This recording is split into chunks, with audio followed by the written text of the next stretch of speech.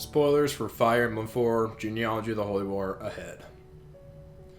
Guys, I love Fire Emblem Genealogy of the Holy War. It has some really fun and unique mechanics that make it a fun game to go back to over and over again. Things like the weapon and item management are super fun. The castle town is really easy to navigate and use. The arena is my favorite implementation of the arena in the series. Inheritance is the most fun unit building and planning in the series. And really, the army is just stupid fun to control. A lot of really fun units. So let's break this down, these different points that I really love about Genealogy of the Holy War, and really get into what makes it so unique and so fun. So first, the weapon and items are all just amazing. Weapons are so personalized to each character, mainly because every unit has their own unique inventory and their own unique set of like gold, their own money essentially. So there's no free trading. There isn't like just one giant pool of money used to buy weapons for your units. Everyone is honestly really selfish in Fire Emblem 4 and they don't share their stuff, which makes it so you have these weapons that are start with the character, maybe you keep it on them and they have it forever, and it becomes like their personal steel lance, their personal iron sword, their personal brave sword. Now, I know that you can always just trade stuff around, but that's all part of the fun of the... and by trade stuff around, I mean trade stuff around through the pawn shop, which we'll talk about in a second. But these weapons are also unique, and because everything's so personalized, and that you can repair every weapon, you have these weapons that go with you throughout the entire game.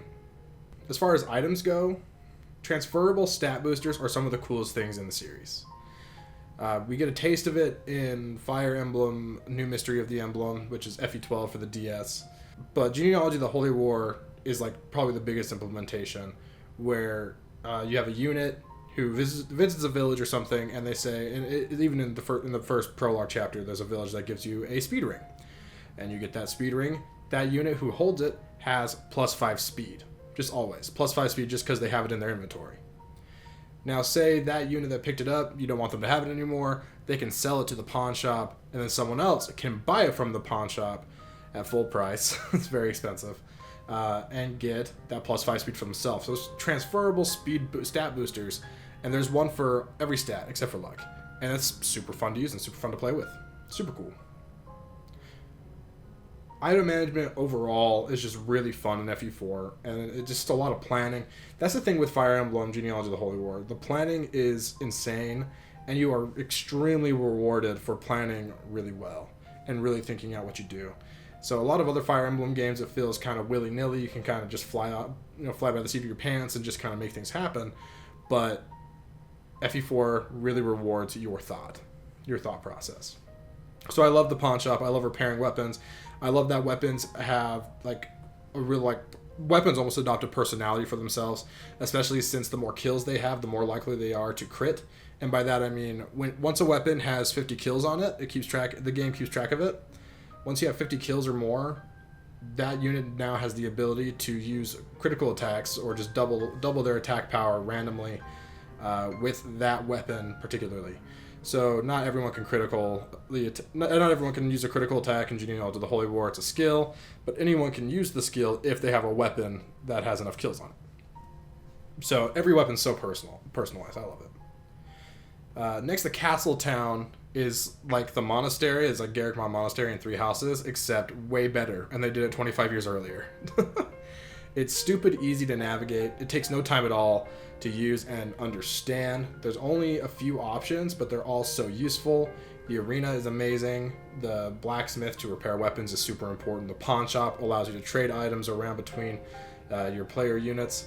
And, obviously storage is less useful, but it's there. It's like your convoy, but every unit has their own convoy.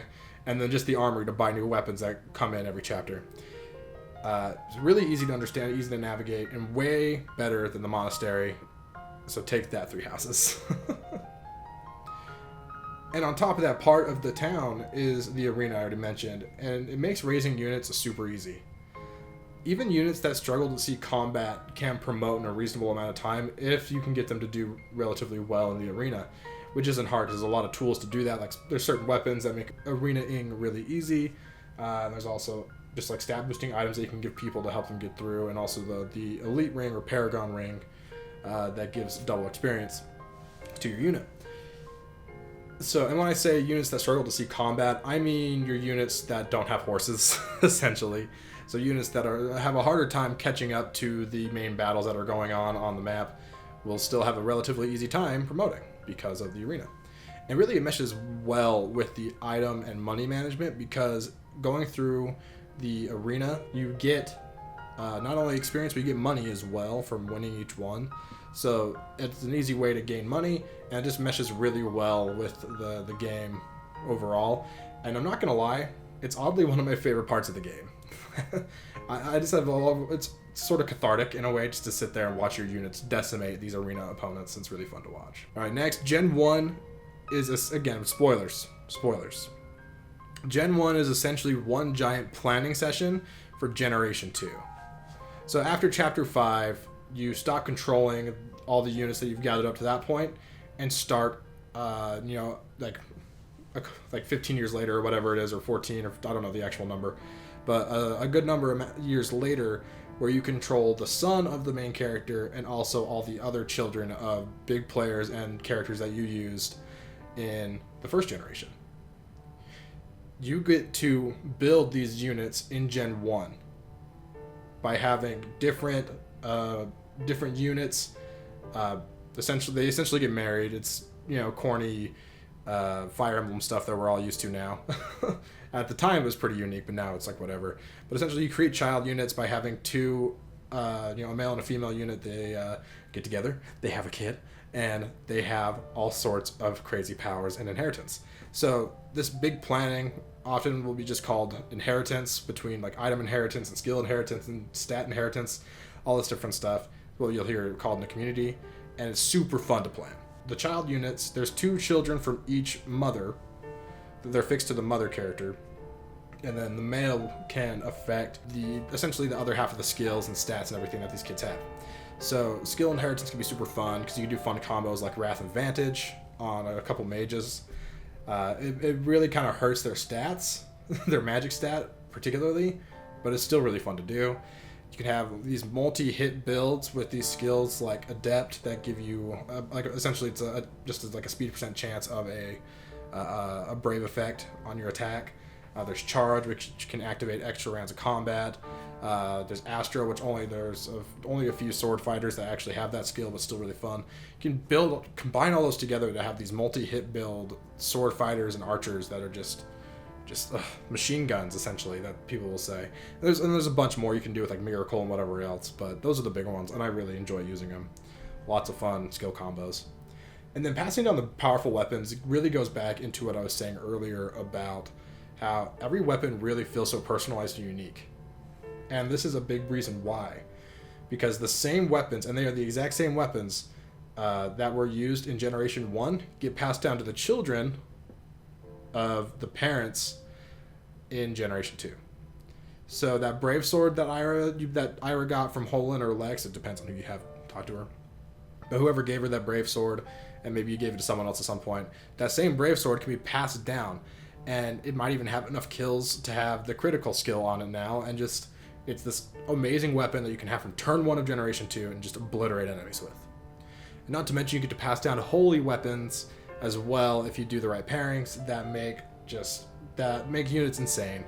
Particularly Forseti, which is the wind magic holy weapon that you can pass down, is insane. There's only 3 children units that can use it. You can pass it down to. 2 of them are great choices. The third one is mainly a staff user and can't use attack magic for a long time. Not a long time, but a relatively long time compared to the other 2 who can use it right away. But holy weapons are just fun, make units broken.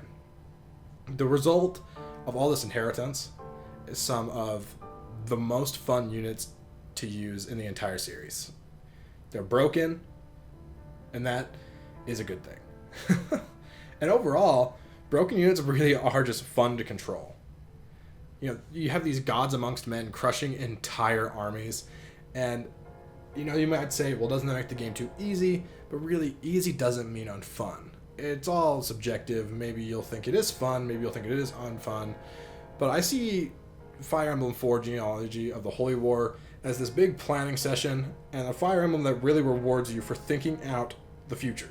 maybe not necessarily the turn-by-turn stuff, but really rewards you for planning out the general feel of what you want to do, the pairings you want to make, the weapons you want different characters to have, what stat rings you want to have on which characters. Really rewards you in the long run, and it's super fun to do. Yeah, I love FE4. Super fun game. I love it to death. And if you're looking for a fresh new way to play Fire Emblem 4, you guys should check out Fire Emblem Genealogy, the Holy War Binary. If you just look up FE4 Binary, you'll find a patch to play it. And some awesome dude made it so there's an English menu patch. The translation of the game isn't there. You have the menu, so it's playable. And there's all sorts of new skills added to it, and all sorts of new weapons. Characters are changed. Classes are changed. They added new classes. They added branching promotions. Units like Ulster can be one of the best units in the game now. Stuff like that. It's really fun to mess around with. So yeah, I love FE4. Go play it if you haven't. Get your own opinion, you know?